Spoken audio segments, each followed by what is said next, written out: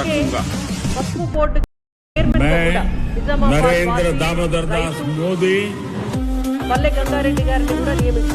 ईश्वर की शपथ लेता हूं कि मैं विधि द्वारा स्थापित भारत के संविधान के प्रति सच्ची श्रद्धा और निष्ठा रखूंगा। भारत प्रधानी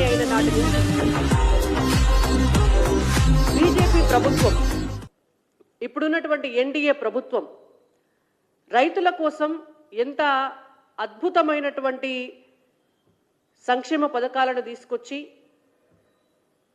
ఎన్ని బృహత్తరమైనటువంటి ప్రణాళికలను సిద్ధం చేసి రైతుల జీవన స్థితిగతులను మెరుగుపరిచింది అనేటువంటిది నిజంగా కూడా అందరూ తెలుసుకోవాల్సినటువంటి అంశం। కాంగ్రెస్ పార్టీ వాళ్ళు గతంలో బీఆర్ఎస్ పార్టీ ఏమైతే మాట్లాడిందో అదే మాటలు మాట్లాడుకుంటా పాడిందే పాడరా అనేటువంటిది ఒక సామెత ఉంటుంది తెలంగాణలో। ఆ సామెతను ఒకటికి 10 సార్లు రిపీట్ చేస్తున్నారే తప్ప నిజంగా నరేంద్ర మోడీ గారి ప్రభుత్వం ఏం చేసింది, అంతకంటే మెరుగ్గా తెలంగాణ రైతులకు మేమేం చేయగలుగుతాం అనేటువంటి సోయి మాత్రం ఈ తెలంగాణ రాష్ట్రంలో ఉన్నటువంటి కాంగ్రెస్ ప్రభుత్వానికి లేదు, గత బీఆర్ఎస్ ప్రభుత్వానికి కూడా లేకుండే। 2014 నుంచి 2025 వరకు కేంద్రంలో అధికారంలో ఉన్నటువంటి ఎన్డీఏ ప్రభుత్వం దాదాపు 2 లక్షల కోట్ల రూపాయలను కేవలం తెలంగాణ వ్యవసాయ రంగం మీదనే ఖర్చు పెట్టింది। 1-2 కాదు, 2 లక్షల కోట్ల రూపాయలను ఎన్డీఏ ప్రభుత్వం గత 11 సంవత్సరాలుగా తెలంగాణ రాష్ట్ర రైతాంగ సంక్షేమం కొరకు ఖర్చు పెట్టింది। ఇవేమి మేము వట్టిగా గాలికి చెప్తున్నటువంటి మాటలు కాదు, లిఖితపూర్వకంగా లెక్కల్లో తేలినటువంటి అంశాలు। 2014 నుంచి ఈ రోజు వరకు కూడా వడ్ల కొనుగోలు తెలంగాణ రాష్ట్రంలో వడ్ల కొనుగోలు 6% పెరిగింది।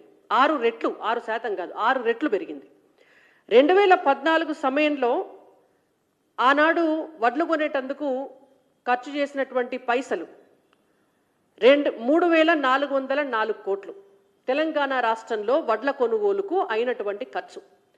ఇవాళ 2023-2024కు ఒక్క సీజన్కే 20,998 కోట్ల రూపాయలను ఖర్చు చేసిండ్రు। మొత్తంగా లెక్కేసుకుంటే ఈ రోజు వరకు 1,57,556 కోట్ల రూపాయలను కేంద్ర ప్రభుత్వం తెలంగాణ రాష్ట్రంలో కేవలం వడ్లు కొనేటందుకే ఖర్చు చేసింది। 1,57,556 కోట్లు। కాటన్ కార్పొరేషన్ ఆఫ్ ఇండియా ద్వారా తెలంగాణలో పండిస్తున్నటువంటి పత్తికి కూడా డబల్ ధర, వరికి డబల్ ధర, పత్తికి డబల్ ధర అయింది ఇప్పటికీ ఈ 11 సంవత్సరాల్లో। కాటన్ కార్పొరేషన్ ఆఫ్ ఇండియా ద్వారా 58,000 కోట్ల రూపాయల విలువైనటువంటి పత్తిని ఇప్పటి వరకు కేంద్ర ప్రభుత్వం తెలంగాణ రాష్ట్ర రైతుల దగ్గర నుంచి కొనుగోలు చేసింది। మరి అలా ఇక్కడ ఉన్నటువంటి కాంగ్రెస్ ప్రభుత్వం ఏం చేసింది? మేము అధికారంలోకి వస్తే 14 పంటలకు ఒక్కొక్క పంటకు ఒక్కొక్క క్వింటాల్కు 500 రూపాయల బోనస్ ఇస్తామని చెప్పి మీరు అధికారంలోకి వచ్చారు। అది 3 పంటలకు ఎగ్గొట్టి మొన్నటి యాసింగ్లో కేవలం కొంతమంది రైతులు, సగం మంది రైతులు అప్పటికే అమ్ముకున్నారు। మిగిలినటువంటి సగం మంది రైతులకు క్వింటాల్కు 500 బోనస్ సన్నాలకు ఇస్తున్నామని చెప్పి సగం మందికి ఇచ్చి ఇంకా సగం మందికి ఎగ్గొట్టి వీళ్ళు మొదలుపెట్టినాక కూడా ఆ సగం మందిలో కూడా ఇంకా పూర్తి స్థాయిలో ఆ బోనస్ పైసలు పడలే। ఇది కాంగ్రెస్ చేస్తున్న మోసం। కాంగ్రెస్ పార్టీని మేము డిమాండ్ చేస్తున్నాం, ఒక్క వరి గింజ లేకుండా, ఒక్క పత్తి బేల్ కూడా లేకుండా కేంద్ర ప్రభుత్వం 11 సంవత్సరాలుగా ఉంటుంది తెలంగాణ రాష్ట్ర రైతుల దగ్గర నుంచి। ఇప్పటికీ 2 లక్షల కోట్ల రూపాయలు పెట్టి కొన్నాం। మీరిస్తా అన్నటువంటి బోనస్ బరాబర్ తెలంగాణ రైతులకు ఇవ్వాల్సిందే। వచ్చే సీజన్ నుంచి, ఈ వానాకాలం నుంచి మీరు హామీ ఇచ్చినటువంటి 14 పంటలకు 500 రూపాయల బోనస్ ప్రతి పంటకు క్వింటాల్కు ఇవ్వాల్సిందే అని చెప్పి భారతీయ జనతా పార్టీ తరపున మేము డిమాండ్ చేస్తున్నాం। ఇంకొక అంశం, పిఎం కిసాన్ సమ్మాన్ నిధి. పిఎం కిసాన్ సమ్మాన్ నిధి ద్వారా 19 విడతలుగా ఇప్పటికీ తెలంగాణ రైతుల అకౌంట్స్లలో కేంద్ర ప్రభుత్వం వేసినటువంటి డబ్బు 27,488 కోట్లు. 27,488 కోట్లు అక్షరాల ఈ 19 విడతలుగా తెలంగాణ రైతుల అకౌంట్లకు వచ్చిన పైసలు. ఒక్కసారి మాటిస్తే, ఒక్కసారి మొదలు పెడితే ఈనాటి వరకు బ్రేక్ కాలేదు ఆ స్కీమ్ ఏదైతే ఉందో. రైతులు ఎదురు చూడకముందే అకౌంట్లకు పైసలు వచ్చినాయి. మరి వరంగల్ రైతు డిక్లరేషన్ పెట్టి సోనియా గాంధీని, ప్రియాంక గాంధీని, రాహుల్ గాంధీ గారిని పిలిచి రాహుల్ గాంధీ గారి చేత మాట్లాడిపించి వరంగల్ రైతు డిక్లరేషన్లో చెప్పినారు, కాంగ్రెస్ పార్టీ అధికారంలోకి వస్తే ప్రతి రైతుకు 15,000 రూపాయల రైతు భరోసా, ప్రతి కౌలు రైతుకు 15,000 రూపాయల రైతు భరోసా, ప్రతి రైతు కూలీకి 12,000 రూపాయల రైతు భరోసా ఇస్తామని చెప్పి ఇప్పటికీ 2023లో వీళ్ళ అధికారంలోకి వచ్చినప్పుడు అప్పుడు వానాకాలం పంటకు పెండింగ్, ₹1 కూడా ఇయ్యలే. 2024 యాసంగి ఇయ్యలే, వానాకాలం ఇయ్యలే. 2025లో మొన్న అయిపోయినటువంటి యాసంగి పంటకు సగం రైతులకు ఇచ్చిండ్రు.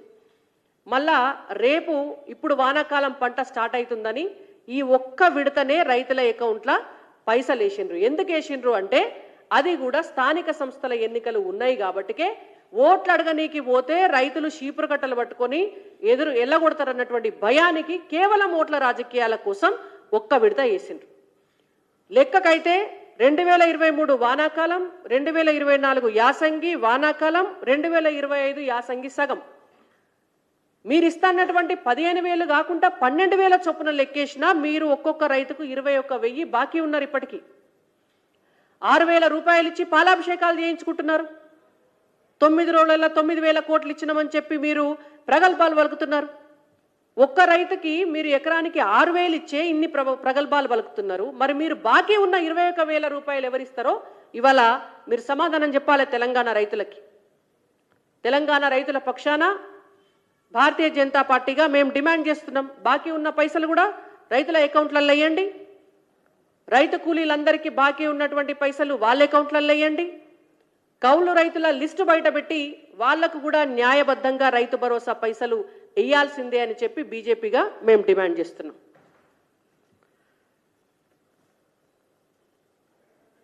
ఇంకా ఎంఎస్పి 2014 నుంచి ఇప్పటి వరకు కేంద్ర ప్రభుత్వం 12 సార్ల ధరలను పెంచింది. రైతు ఉత్పత్తుల ధరలు పెంచి రైతులకి డబ్బు చేతికి అందాలే, ఆరుగాలం తిప్పలబడ్డటువంటి రైతులకి పంట అమ్ముకుంటే దిగుబడి పైసలు వాళ్ళు బతికేటందుకు ఉపయోగపడాలనేటువంటి ఉద్దేశంతో దాదాపుగా 12 సార్లు పెంచినాం. వరి 2014లో క్వింటన్ వరి ధాన్యం 1,059 రూపాయలు ఉంటే ఇవాళ 2,369 రూపాయలు ఉన్నది. ఆనాడు మొక్కజొన్న 1,090 రూపాయలు ఉంటే ఇవాళ 2,400 రూపాయలు ఉన్నది. ఆనాడు పత్తి 4,010 రూపాయలు ఉంటే ఈనాడు 8,110 రూపాయలు ఉన్నది. ఇది కేంద్రానికి ఉన్న నిబద్ధత. మీరు మీ ఎన్నికల మేనిఫెస్టోలో పెట్టినారు కాంగ్రెస్ పార్టీ, మేము అన్ని పంటలు మళ్ళా ఇందువలదు అందు లేదు, ఇది అవుతుంది అది కాదు తెలంగాణలో పండిస్తున్నటువంటి ప్రతి పంటను డైరెక్ట్గా రాష్ట్ర ప్రభుత్వమే కొనుగోలు చేస్తుంది అని. మరి ఆ దిశగా మీరేమన్నా ఈ రోజు వరకు ఒక ప్రణాళిక సిద్ధం చేసినారా? అసలు తెలంగాణ రాష్ట్రంలో ఏ ఏ పంటలు ఏ ఏ ప్రాంతాల్లో పండుతాయి